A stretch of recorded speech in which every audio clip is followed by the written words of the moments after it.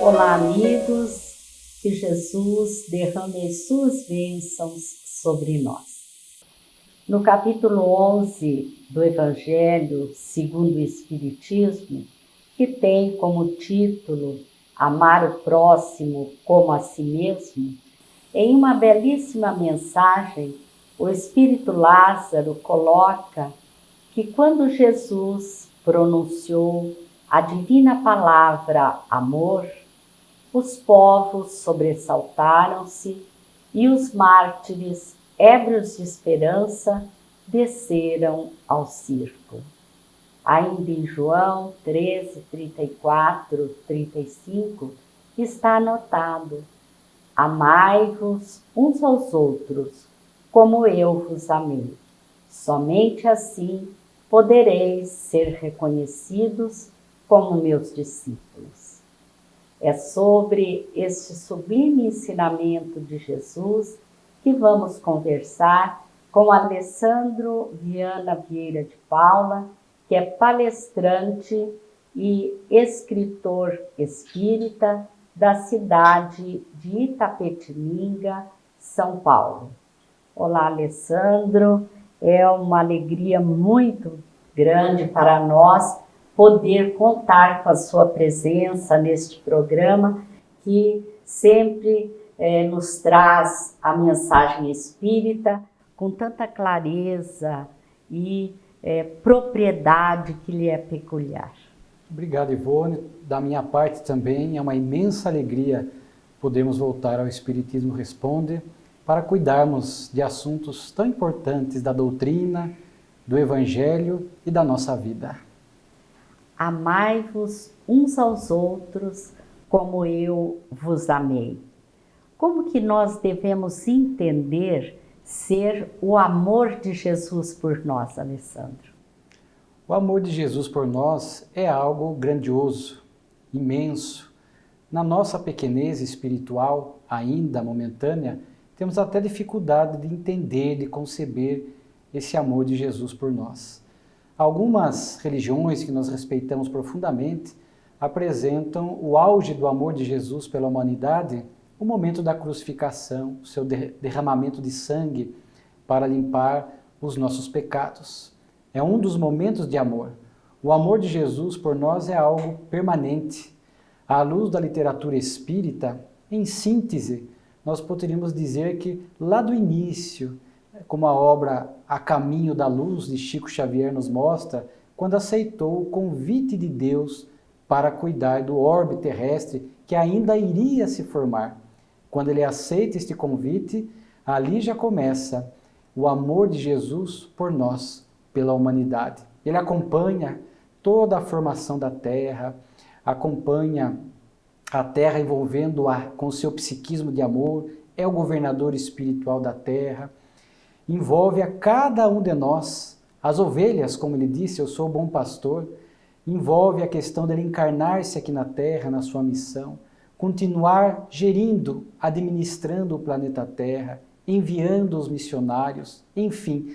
Quando nós paramos para analisar o amor de Jesus à luz da amplitude das lições da doutrina espírita, nós vemos que é algo grandioso, tão grandioso que o espírito Francisco de Paula Vitor, pela mediunidade do nosso Raul Teixeira, na obra Vozes do Infinito, ele chama a magia do mestre. Ele começa a lição perguntando qual é a magia do mestre, que conversou com todos, com doutores da lei, com pessoas simples, curou, caminhou pela terra, cessou obsessões. Qual era a magia do mestre? Por que ele impactava todos os corações? Por que nenhuma pessoa ficava indiferente a ele? E na conclusão da lição ele diz: a magia do mestre é o seu amor por nós. Somente assim podereis ser reconhecidos como meus discípulos, né? Ele disse. O que é ser reconhecido como discípulo de Jesus? É importante esse alerta de Jesus, porque às vezes nós queremos nos apresentar como discípulos de Jesus ou como seguidores de determinada religião apenas pela aparência exterior, apenas pelo culto apenas pelo rito, pela vestimenta, e nós percebemos que Jesus está falando de algo muito mais profundo. Jesus está falando de vivência, ele está falando de comportamento, ele está falando de sentimento. Ele próprio já fala que reconhece-se a árvore pelo fruto. Então Jesus, a todo momento do Evangelho, ele vem fazendo este alerta, que é importante a nossa vivência, aquilo que nós pensamos, aquilo que nós idealizamos, como é que nós nos comportamos em relação ao próximo. Nós poderíamos, por exemplo, e vou evocar aquele momento do Evangelho, quando ele diz, antes de ir fazer a vossa oferenda no altar, vai e reconcilia-te com teu inimigo. A oferenda era um gesto exterior. Então muitas pessoas se preocupam mais com este gesto, com esta aparência, aparentar ser uma pessoa boa. Nestes tempos de redes sociais, nós nos preocupamos em demasia com a aparência, como é que as pessoas nos olham, nos julgam, e nos preocupamos, portanto, apenas com este rótulo que nós vestimos no exterior. E Jesus está falando, antes de fazer a vossa oferenda, vai e cuida das mágoas, dos conflitos, dos aborrecimentos morais, das imperfeições. Então ele está falando que o sinal do cristão, o sinal, a marca do homem de bem, é o amor. Ainda não conseguimos amar como ele nos ama, mas nós vamos treinando, ampliando este amor, começa com respeito, depois amplia-se para a tolerância, até o momento que de fato nós passamos a amar o próximo. É todo um exercício, é todo um treino que à luz da doutrina espírita, a reencarnação vai nos propiciando para atingir esta proposta do Cristo. Reconhecerão meus discípulos por muitos se amarem. É isso que ele está falando na mensagem que você nos trouxe, tão atual para os dias de hoje. E essa reflexão, esse conhecimento é muito importante para que a gente não desanime, não é, Alessandro? Saber que essa evolução se dá passo a passo, né?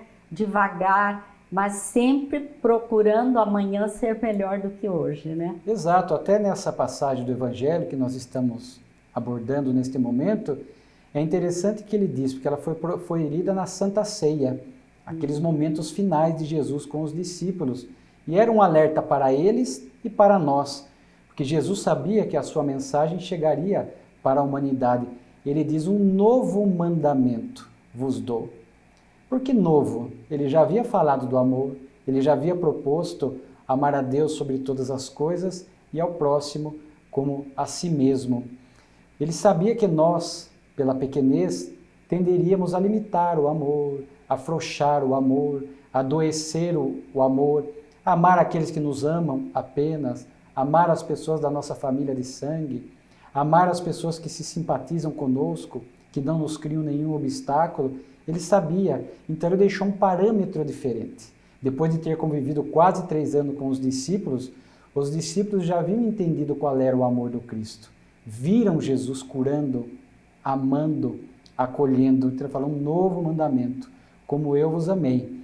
Agora é claro que para nós, como você enfatizou, é um desafio, mas é o treinar. Na obra Garimpo de Amor, de Joana de Ângeles, pelo Divaldo Franco, ela vai abordar muito essa questão. Aliás, Joana escreve muito sobre o amor. Este sentimento por excelência, como você citou a frase de Lázaro, que está em O Evangelho segundo o Espiritismo. O amor como solução é uma obra. Amor imbatível, amor, outra obra da benfeitora. Garimpo de Amor, que nós citamos. E nesta última obra, há um capítulo que ela vai nos apresentar este treinamento do amor, que começa com as situações simples, pequeninas da vida. A gente vai se autoavaliando, vai ampliando este amor, falha no momento, levanta, segue. Este cair e levantar no campo do sentimento faz parte do nosso processo de evolução. Existem muitas coisas na vida que a divindade nos propicia que vão construindo em nós, vão despertando em nós essa necessidade de amar, porque em germe está dentro de nós o potencial divino. Nós temos este germe da perfectibilidade, este germe do amor divino em nós. A questão é ir desabrochando, que as experiências e a reencarnação nos permitem. Então, desde o pet, o animal de estimação que está em nossa casa, já está trabalhando em nós este sentimento do amor.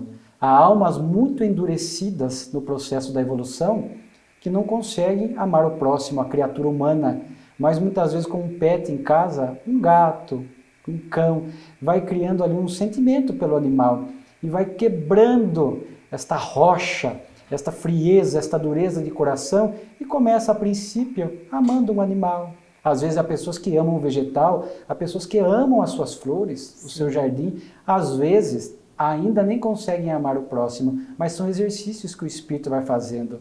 O vegetal, o animal, até o momento que a gente consegue amar em plenitude a criatura humana. Mas conforme falamos, respeito, amizade, tolerância, são os caminhos que o amor vai seguindo, até o momento que chegamos em Francisco de Assis, que também é um exemplo para nós, que amou os vegetais, amou os animais e amou as criaturas humanas. Incondicionalmente, né? Mas, Alessandro, por que ainda é tão difícil para nós desenvolver esse amor incondicional como Jesus tem por nós? É o homem velho ainda dentro de nós. Nós trazemos, segundo a doutrina espírita, estas más inclinações. Muitas vezes somos almas cristalizadas no erro. O que significa isso? Há muitas reencarnações que nós não consideramos o amor. Há muitas reencarnações que nós não exercitamos o amor. Que nós não enxergamos o amor como sendo para nós a meta maior da vida. Então não treinamos, não exercitamos. Então trazemos ainda o egoísmo, trazemos a indiferença, trazemos essas vicissitudes morais que momentaneamente são um obstáculo para que o amor possa se expressar em nossa vida. Hoje, à luz da doutrina espírita, muitos de nós sabemos que o amor é o caminho, mas como você falou, mas porque mesmo sabendo, mesmo Jesus nos alertando, a doutrina repetindo, por ser o cristianismo redivivo, qual é a dificuldade? A dificuldade são as más inclinações. Nós não somos uma página em branco chegando para a atual existência. Já trazemos repetidas existências que foram pautadas pelo egoísmo, pela dureza, pela rigidez, pela inflexibilidade, por não servir ao próximo, egoístas atendendo apenas aos nossos caprichos, aos nossos sonhos, aos nossos ideais. Vemos muitas almas assim. E é difícil conviver quando temos uma alma assim em nosso meio, ou quando ainda somos assim aonde estamos. Não ouvimos o próximo. Quantas relações conjugais, por exemplo, não terminam porque um dos cônjuges é egoísta? Pensa só nele, decide só por ele todas as questões da casa, da vida conjugal, e isso acaba gerando ruídos, desafios que, se não tratados em nome do amor, naturalmente que podem causar uma ruptura conjugal. Então são os velhos condicionamentos, olhar qual é a nossa tendência e ir freando. A doutrina espírita nos traz um freio moral. Ainda que eu traga essas velhas inclinações egoístas, rígidas, eu posso ter um impulso, mas eu falo, não, já não me convém. Paulo, tudo me é lícito, mas nem tudo me convém. Então eu vou freando esses impulsos rígidos e vou construindo, expandindo o amor. Mas como você falou, é gradativo. Então eu vou trabalhando, vamos dizer assim, nessas etapas iniciais do amor na nossa vida. Eu não vou conseguir amar plenamente uma pessoa se eu ainda não exercitei isso, se eu ainda tenho dificuldade de relacionamento. Então eu vou enxergando nele como um irmão de caminhada, vou enxergando nele os defeitos que eu também sei que ainda os tenho, então mais tolerância, eu vou respeitando, eu vou procurando estender a mão, eu vou procurando servir e o amor vai se ampliando. Então são esses exercícios que Joana de Ângeles, conforme citamos, nos propõe e se torna mais didático. Porque é muito difícil transitar do ódio para o amor, da indiferença para o amor. É um passo muito largo que não conseguimos dar. Então nós temos que enxergar estes degraus menores para chegar neste amor pleno que Jesus nos propõe. E o próximo é de fundamental importância, ele tem um papel fundamental para a nossa evolução, não é? O próximo, nós usando uma linguagem moderna, é o nosso coaching, né? O nosso coaching moral. Convivemos com pessoas inúmeras, personalidades, com inclinações, com caracteres morais diferenciados. E isso é necessário para a evolução. Por isso o Livro dos Espíritos, na terceira parte, nos traz a lei de sociedade. Por isso que a microsociedade é a família também. Então nós estamos a todo momento convivendo com pessoas que pensam diferente de nós, pessoas que têm virtudes que nós ainda não temos. Convivemos com pessoas que já aprenderam a amar. E a gente olha aquela pessoa, aquela paciência, aquela paz, aquele amor, aquela abnegação, e fala, como isso é possível? Já é um exemplo para nós, um estímulo. Se esta pessoa consegue, eu também vou me esforçar por conseguir. Mas convivemos com pessoas duras, pessoas difíceis, conforme nós falamos, materialistas, sensualistas, agressivas, de difícil trato no trabalho, na casa espírita, no núcleo religioso encontramos pessoas assim, que nós não possamos ser essas pessoas de difícil trato, que nós nos esforcemos para ser mais pacífico, mais flexível, buscando o caminho do diálogo. Mas essas pessoas, o próximo, está mostrando para nós aonde devemos corrigir. Porque se não há esta convivência com pessoas difíceis, fica difícil. Se eu conviver com pessoas fáceis, de bom trato, que sorriem para nós, que nos cumprimentam, que não criam nenhum embaraço na nossa vida, como nos autoavaliar? Como perceber aonde ainda está faltando a magia do amor? Então são essas pessoas desafiadoras, coachings emocionais, repito, às vezes estão no nosso lar, que vão mostrando para nós aonde nós devemos investir mais o nosso esforço para que possamos nos corrigir, converter o homem velho no homem novo, utilizando-me das expressões do Evangelho. Alessandro, nós podemos considerar que os nossos esforços para a implantação dessa máxima de Jesus refletirão na transformação do nosso planeta que está passando para a categoria de mundo de regeneração? Sem dúvida. Kardec fala que o Espiritismo contribuiria para a renovação da estrutura social, a renovação da sociedade, das instituições, portanto, construindo este mundo regenerado do porvir. E como é que isto se dá, senão através do nosso comportamento? É onde o espírito está, tocado pela mensagem de amor da doutrina, ele passa a agir melhor. Ele passa a ser um foco de luz. Uma pessoa de melhor trato, conforme nós falamos, mais flexível, mais pacífica, e ali nós vamos contagiando o ambiente. Pessoas interferem sobre pessoas. Isto acontece. Então nós temos condições de ajudar nessa renovação do planeta. Não podemos ser o espírita passivo, cruza os braços, aguarda os benfeitores reencarnarem e que eles construam um mundo regenerado para nós. Nós temos que participar. Nós também somos protagonistas, cooperadores deste mundo regenerado. Como? Servindo. Servindo com amor, servindo com abnegação, a fim de que a gente possa ser um bom instrumento na mão da espiritualidade, que também conta conosco, aonde nós estivermos, sendo ali um traço do amor do Cristo, ajudando a construir este mundo melhor. Realmente, esse processo da evolução requer muita autoanálise, né, Alessandro, para que a gente possa ir nos modificando, nos moldando. Nós queremos te agradecer imensamente, Alessandro, pela sua contribuição, pela sua presença aqui conosco. Eu que agradeço, Ivone. Muito obrigado. Nós agradecemos a todos que estão nos assistindo. Queremos lembrar que as mensagens do Momento Espírita estão no site momento.com.br. Agradecemos a todos e lhes desejamos muita paz.